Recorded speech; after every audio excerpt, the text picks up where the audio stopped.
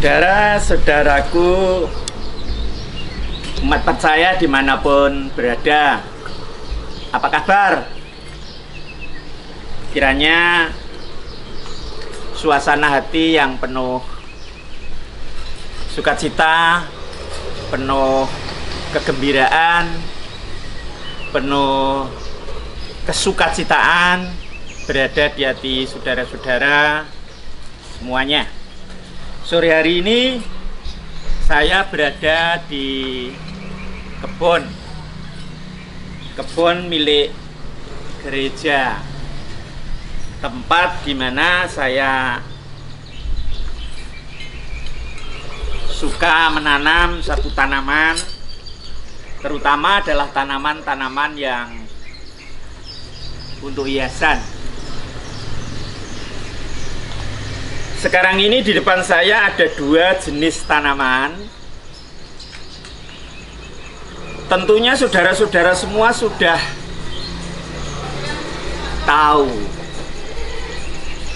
Tanaman yang saya pegang ini namanya tanaman gelombang cinta.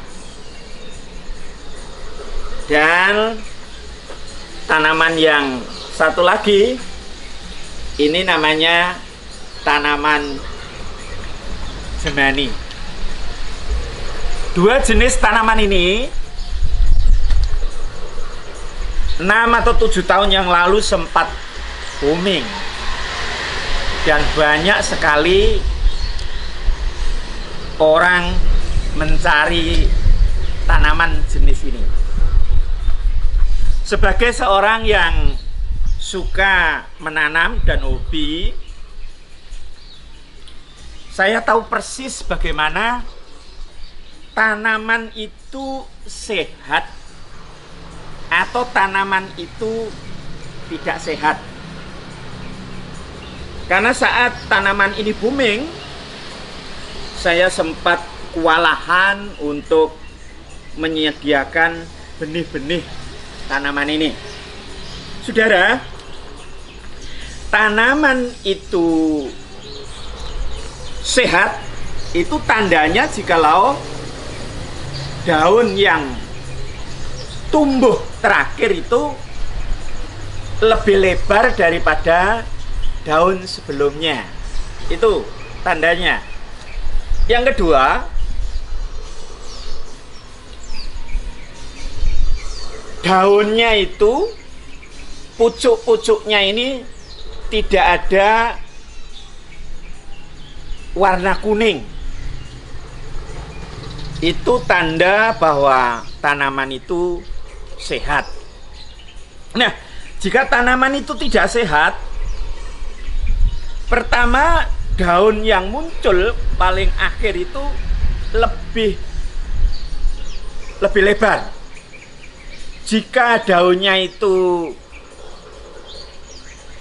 lebih kecil daripada sebelumnya, berarti tanaman itu tidak sehat. Saudara-saudara,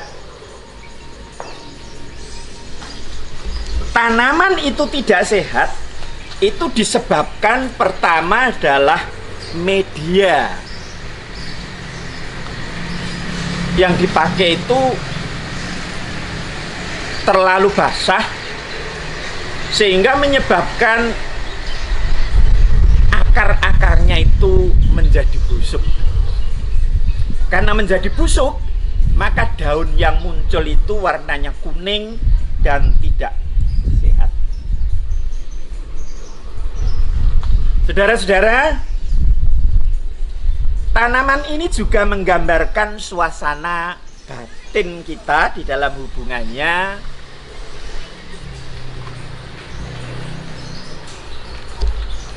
dengan Allah Sang Pencipta kita.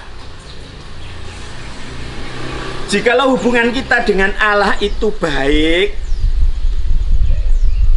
tidak ada akar kepahitan di dalam diri kita, itu tandanya bahwa kerohanian kita itu semakin tumbuh. Tetapi jika ada akar pahit di dalam diri kita, maka hubungan kita dengan Allah itu mengalami masalah.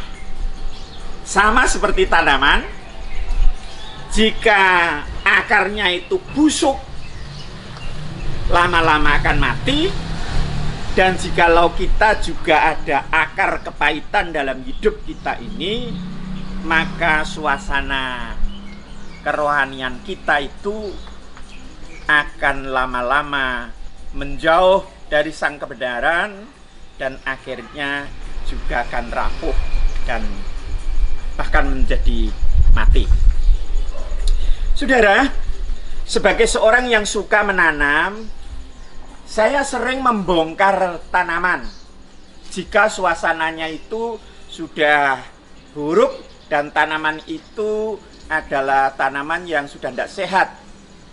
Kemudian saya cabut, akarnya saya potong, saya buang, kemudian saya ganti media yang baru, saya tanam kembali, dan akhirnya tanaman itu bisa menjadi hidup dan pulih kembali, tumbuh sehat. Demikian juga di dalam hubungan rohani kita dengan Allah. Jikalau akar kepahitan di dalam diri kita itu tidak dipotong, itu lama-lama akan menggerogoti suasana batin kita, dan hubungan kita dengan Allah menjadi buruk. Nah, akar kepahitan itu biasanya itu disebabkan oleh dosa kita sendiri yang itu tidak diakui di depan Allah. Dosa yang selalu disembunyikan dan tidak mau membuka diri terhadap belas kasih Allah. Maka akhirnya menjadi akar pahit di dalam batin, dan sewaktu-waktu itu akan muncul kembali. Karena saudara, dosa itu seperti kita melakukan sesuatu, itu kemudian masuk melalui pikiran, masuk di dalam hati. Jika itu tidak diselesaikan dengan pengakuan dosa kepada Allah, itu menjadi memori buruk di dalam batin, sehingga itu memengkarui hubungan kita dengan Allah. Sewaktu-waktu muncul, dan kita gampang berbuat dosa dan dibangkitkan oleh hawa nafsu dosa itu sendiri. Karenanya saudara-saudara, kita harus berani untuk memotong akar dosa yang ada di dalam diri kita sendiri. Bagi umat percaya di dalam gereja disediakan namanya itu sakramen pengakuan dosa. Umat datang mengakui dosanya, dan melalui sakramen pengakuan dosa itu Romo mengucapkan pelepasan, namanya doa absolusi. Pada saat dosa absolusi itu diucapkan, Roh Kudus berkarya dan dosanya diampuni. Karena itu kitab suci juga mengatakan yang mau mengakui dosanya itu adalah setia dan adil, dan Allah akan mengampuni dosa-dosanya. Saudara, sore hari ini kita temanya adalah memperbaiki suasana batin yang keruh yang disebabkan oleh akar dosa. Dan dosa itu bisa selesai jika itu kita mau mengakui dosa-dosa kita di hadapan Allah. Nah, pertama adalah dalam pengakuan dosa itu kita harus jujur. Seperti tanaman ini, namanya tanaman gelombang cinta. Ini sesuatu yang menggambarkan bahwa kita harus selalu menggelorakan cinta. Ada gelombang cinta di dalam hati kita terus menerus, sehingga suasana batin kita menjadi damai, teduh, sehingga akar dosa itu lama-lama akan terhilang, terkikis oleh cinta kasih, karena ada gelombang cinta yang selalu kita gelorakan. Pada saat munculnya tanaman gelombang cinta ini, ada juga tanaman ini, namanya jemani. Tanaman jemani ini mahal. Ya. Saya bilang ini jemani kejam dan berani.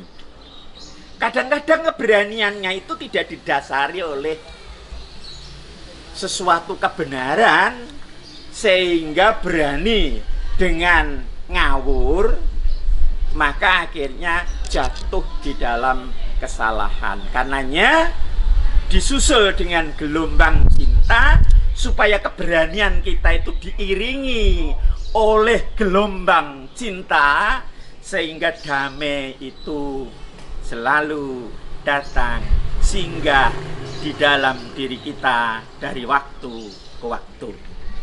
Gelombang cinta dan rahmat itu turun kepada kita dari Allah sumbernya melalui Roh Kudus. Saudara, jangan lupa besok pagi itu gereja itu ada peringatan namanya pesta perayaan Pentakosta, di mana Roh Kudus dicurahkan. Nah, Roh Kudus itu datang menghadirkan hidupnya Kristus. Dan Kristus hadir membawa damai, sejahtera, dan sukacita. Karenanya, saudara-saudara di mana berada, mari kita tunduk kepada Sang Roh Kudus, biarlah damai sejahtera itu turun atas kita semuanya. Kiranya damai itu tinggal di hati saudara dan kita semua, sampai ketemu pada hari yang lain. Tuhan memberkati kita semua. Amin.